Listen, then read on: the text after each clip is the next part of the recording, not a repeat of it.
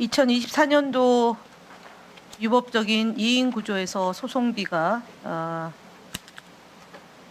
예전에 비해서 2021년도와 2022년, 2023년 PPT 띄우시죠? 2024년도에 기하급수적으로 늘었어요. 이진숙 위원장님. 예. 그리고 지금 2025년도 예산에 방통위 편성에 대한 불만을 토로하셨습니다. 사과부터 해야 되는 거 아닙니까? 저렇게 그 2024년도에 2023년도 예산 편성된 것을 도를 넘어서서 2024년도에 무더기로 지금 법정 제재를 가한 겁니다. 방통위가. 그리고 나서 2025년도 지난해 2025년 예산에 대해서 문제를 삼는 것은 다 떠나서 방통위가 제 역할을 하지 못했다. 그로 인한 혈세 낭비를 했기 때문에 국민들께 죄송하고 미안하고 그래서 2025년도 예산에 추경이 됐던 어떤 방향이든 방통위 직원들을 위한 처우 개선을 해달라라고 해야 되는 게 정상적인 형태 아닙니까? 이 지금 PPT에도 나와 있지만 방송 심의 관련이 30건, 아니 방통위 것만 보십시오. 방통위 것만. 심의외가 14건 이렇게 돼 있는데 저희가 그 행정 소송이 들어왔을 경우에 대응하지 않으면 처분 취소가 행정 조치를 제대로 못했기 때문에 빚어진 혈세 낭비에 대해서 미안해야 된다라는 게 질문의 요지입니다. 답변 듣지 않겠습니다. 그래서 예, 넘어가겠습니다. 거짓말로 국민과 국회를 기망한 이진숙 방송통신위원장을 고발합니다. 6월 10일 날 국무회의 회의록에서 국무회의 회의록 띄워주십시오. 이진숙 위원장은 대통령에게 독임제가 바람직하지 않을까 하는 생각이 듭니다. 정권이 바뀔 때마다 위원장 바뀌는 게 반복되고 있기에 그 다음에 대통령 임기랑 맞추는 게 바람직하지 않을 것이다. 바람직하다라고 본인이 얘기했습니다. 맞죠? 예. 네, 그리고 나서 6월 27일 날 가방이 전체 회의에서 제가 질문을 했어요. 혹시 독임제라는 용어를 국무회의에서 쓴 적이 있느냐? 언론 보도 인용하면서 그때 없습니까? 했더니 예라고 답변했고요. 없는 걸로라고 하니까 또 그때 예라고 그랬습니다. 그럼 없습니다. 그랬더니 없는 걸로 기억합니다라고 세 번째 이어서 답변했고요. 다시 재차 물어봤습니다. 독임제에 대해서 검토하라는 지시를 한 바가 없다. 저는 기억이 없습니다. 다시 기억을 잘 생각해 보세요. 없다, 있다 했더니 그 다음에 말할 수 없다라고 얘기했습니다. 이게 6월 10일 날 국무회의에서 대통령 앞에서 독임제가 바람직하지 않을까라고 얘기했던 이진숙 위원장이 저도 다른 용어가 나올 뻔했습니다. 사실은 조금 직전에 위원장님. 그래서 자격이 없다는 겁니다. 이게 무슨 거짓말인지 네? 없는 걸로 기억한다고 말씀을 드렸잖아요.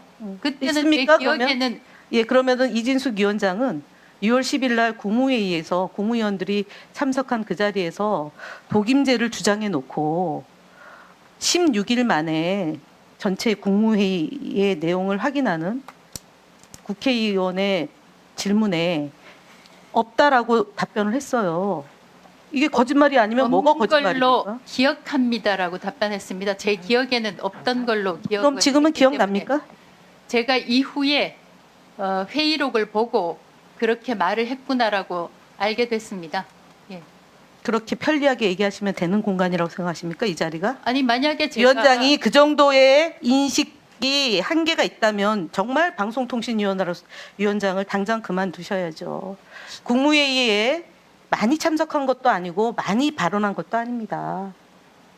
근데 그 6월 10일 날 얘기한 게 한국일보에 단독으로 보도됐고 단독으로 보도된 걸 가지고 질문을 했는데 기억이 안 난다 없습니다라고 얘기하면서 다시 보니까 회의록을 보니까 기억이 난다고 얘기하면 그런 방송통신위원장을 누가 신뢰할 수 있겠습니까? 아무도 못합니다. 저 뒤에 앉아있는 방통위 직원들이 볼 때 고개를 떨굴 수밖에 없는 구조입니다.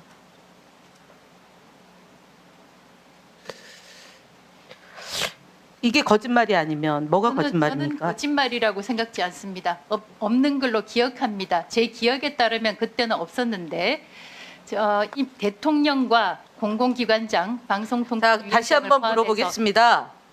공공기관장의 임기를 대통령과 임기를 맞추는 것과 행정기관장의 임기를 맞추는 것과 동일합니까? 방통위가 공공기관입니까?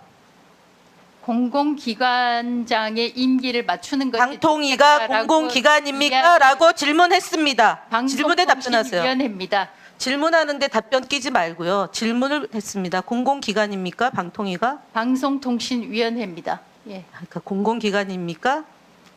공공기관의 일종이라고 할 수 있지만 대통령 직속 대통령 소속 기관입니다. 예, 공공기관입니까? 저 사무처장 직무대행 나오시죠. 잠깐 세우시세요. 세워주세요.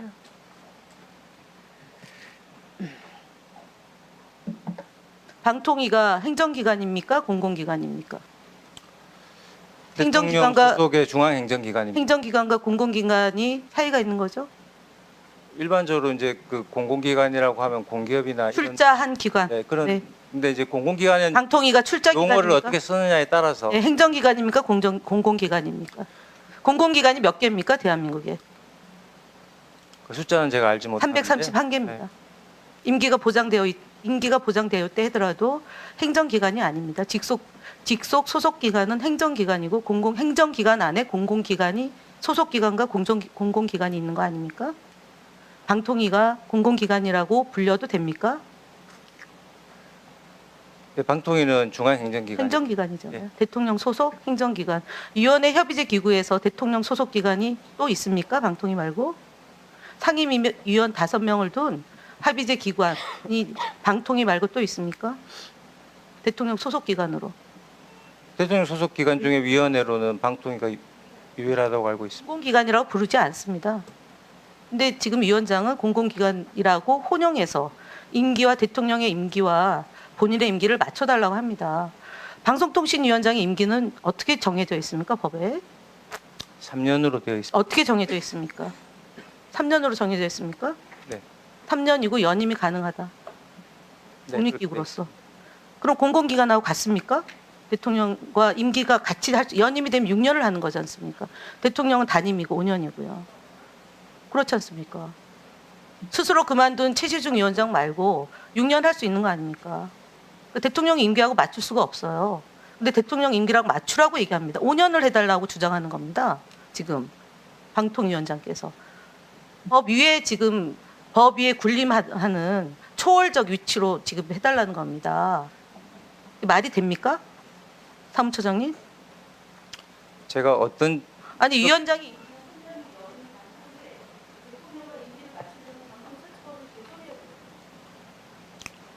취지와 뜻으로 말씀하셨는지 제가 알지를 못합니다.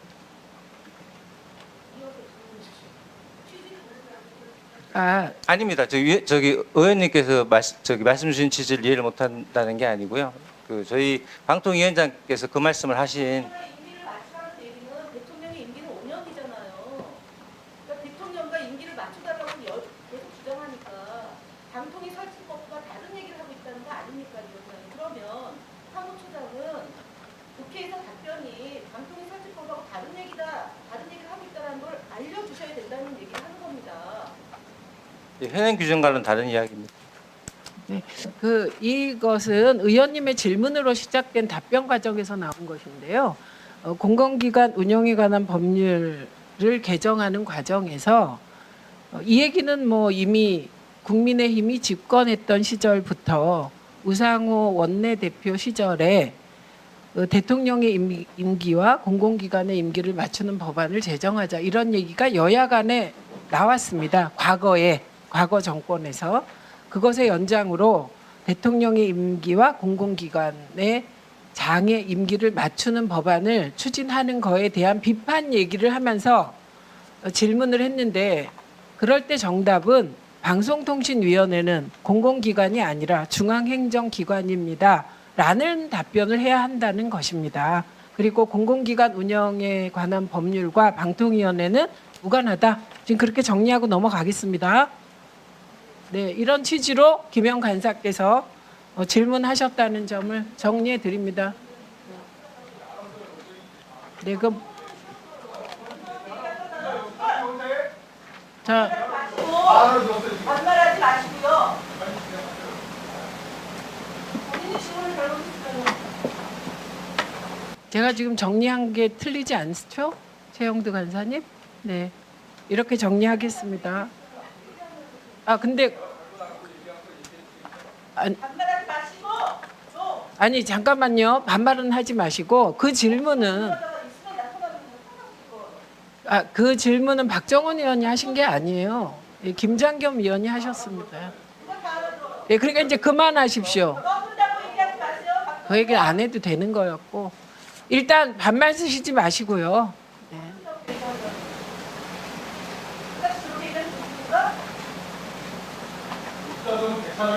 언제 또 얘기를 계속 갖다 붙이는 겁니까 지금?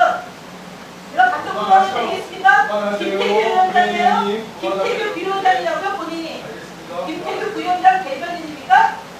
뭐 짤을 계속 돌아다니니까 얘기해가지고 짤만들고 싶어요? 본인 생각이 아니라 본인이 모르는 걸 모른다는 생각합니까? 적당히 끼어들고 적당히 말하세요.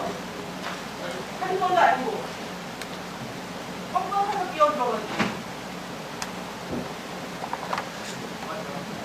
당연하죠. 당연하죠. 저한테 공격하게 다섯 명이 달려드는데 위원장님까지 단사까지 챙겨주잖아요. 자, 그러면 지금부터 잠시만 주목해 주시기 바랍니다. 제가 구독자분들을 위해서 선물 하나를 준비했는데요. 제가 항상 여러분들께 드리는 말씀이 있습니다. 뉴스만 평소에 잘 챙겨보셔도 돈이 되고 돈을 벌 수 있다라고 말씀을 드렸는데요. 여러분들은 여기 보시는 삼성전자 뉴스를 보고 어떤 생각이 드세요? 아니면 정치인들의 뉴스, 날씨 뉴스를 보고는 어떤 생각이 드시나요? 그냥 뉴스만 보고 끝내는지 아니면 이 뉴스를 어떻게 이용할 수 있는지 이 부분을 고민하고 계시는지를 되물어보고 싶습니다. 그 이유가 뭐냐 하면 제가 지난번에 여러분들께 뭐라고 말씀을 드렸었죠? 지금은 반도체 섹터를 눈여겨보셔야 한다고 말씀드렸습니다. 그리고 나서 이런 썸네일들 뉴스를 통해서 많이 보셨을 겁니다. 반도체 내용이 이슈가 됐을 때 부자들은 어떻게 생각한다? 반도체 관련주들은 뭐가 있는지, 어떤 종목이 가장 좋은지, 어디에 투자해야 돈이 몰리는지 자연스럽게 생각한다고 제가 말씀을 드렸죠. 그 이유가 뭐냐 하면 부자들이 봤을 때는 이슈가 곧 돈으로 이어지고 그 이슈가 나에게 돈을 벌어준다는 경험적 확신이 있기 때문에 부자들은 항상 이런 사회적 이슈를 관심 있게 챙겨본다고 제가 말씀을 드렸습니다. 이번에도 마찬가지인데요. 제가 지난번에 시청자분들과 함께하는 주식으로 수익 내기 이벤트를 진행했었죠. 당연히 100% 무료로 진행을 했었고요. 여기 보시면 아시겠지만 제가 지난번에도 구독이라고 보내주신 모든 시청자분들께 반도체 관련주 중에 가장 크게 급등할 딱 한 종목, 많은 종목도 아니라 한미반도체 한 종목을 여러분들께 추천드렸어요. 그러면서 여기 나와 있는 대로 정확히 얼마에 매수해야 하는지 그리고 수익률이 어느 정도 나왔을 때 팔아야 하는지를 이런 부분들까지 여러분들에게 정확히 알려드렸었는데 지금 실제로 어떻게 되었다? 오른쪽을 보시면 아시겠지만 제가 지난번 문자 발송으로 이 한미 반도체를 소개해드리고 나서 실제로 이렇게 5배 이상 어마무시한 상승이 나왔습니다. 100만 원만 투자를 했어도 무려 500만 원이 넘는 수익금이 생긴 거죠. 그래서 당시에도 굉장히 많은 분들이 제가 드린 이 한미 반도체로 수익을 내실 수가 있으셨을 텐데요. 다시 한번 축하드린다고 말씀을 드리겠고 이번에도 마찬가지입니다. 앞으로도 2024년, 2025년 계속해서 기대해볼 섹터는 AI입니다. 그 중에서도 AI 반도체는 그 누구도 부정할 수 없는 미래 성장 산업입니다. 그러면 우리가 어떻게 생각해 볼 수 있을까요? AI 반도체 종목 중에 앞으로 크게 대장 역할을 하면서 10배 이상 급등할 수 있는 텐베고 종목을 지금부터 열심히 추적해야 한다는 겁니다. 큰 돈을 투자하지 않더라도 월급의 일부분 아주 소액이라도 이 종목을 모아가야 수백 %의 수익률을 손에 쥘 수 있는 것이죠. 지금 여러분이 보고 계시는 이 유튜브 또한 AI 반도체와 아주 밀접한 연관이 있고 반도체야말로 대한민국의 핵심 산업으로 앞으로 더더욱 시장은 성장할 수밖에 없습니다. 그렇기 때문에 제가 이번에도 뭘 보내드리고 있냐면 지난번과 똑같이 구독이라는 문자를 보내주시면 제가 AI 반도체 관련주 중에 앞으로 대장주 역할을 하면서 주가가 가장 크게 급등할 한 종목을 여러분들께 문자 발송으로 종목명과 사고 파는 시점을 모두 알려드릴 건데요. 그 문자를 받고 여러분들이 주식으로 돈 버는 연습을 한번 해보셨으면 좋겠고요. 혹시라도 나는 주식을 하지 않는다 하시는 분들은 주변에 주식하시는 지인분들에게 말씀을 해주셔도 되고요. 아니면 연세가 있으셔서 투자가 어렵다 하시는 분들은 이 종목을 자녀분들에게 한번 사봐라. 이걸로 한번 수익을 내봐라. 이렇게 조언을 해주실 수도 있는 거겠죠. 그래서 지금 이 영상을 보시는 시청자분들 중에 나도 이번 종목이 좀 궁금하다 하시는 분들은요. 누구나 상관없이 그리고 어느 시간대나 상관없이 부담 없이 010-2514-5930번으로 구독이라는 문자 보내주시면 제가 이번에도 똑같이 무료 추천 급등주 문자를 보내드리겠습니다. 이해되시겠죠? 제 번호 010-2514-5930번으로 구독이라는 문자 보내주시면 여러분들이 직접 이슈를 통해서 돈 버는 연습을 해보실 수가 있는 거고 제가 돈을 받는 것도 아니고 투자를 대신해 드리는 것도 아니기 때문에 부담 없이 신청해 주시면 되는 겁니다. 그리고 수익이 나면 저는 다른 것은 하나도 바라지 않습니다. 제 채널에 구독, 좋아요 한 번씩만 눌러주시라 이렇게 다시 한번 말씀을 드리겠습니다.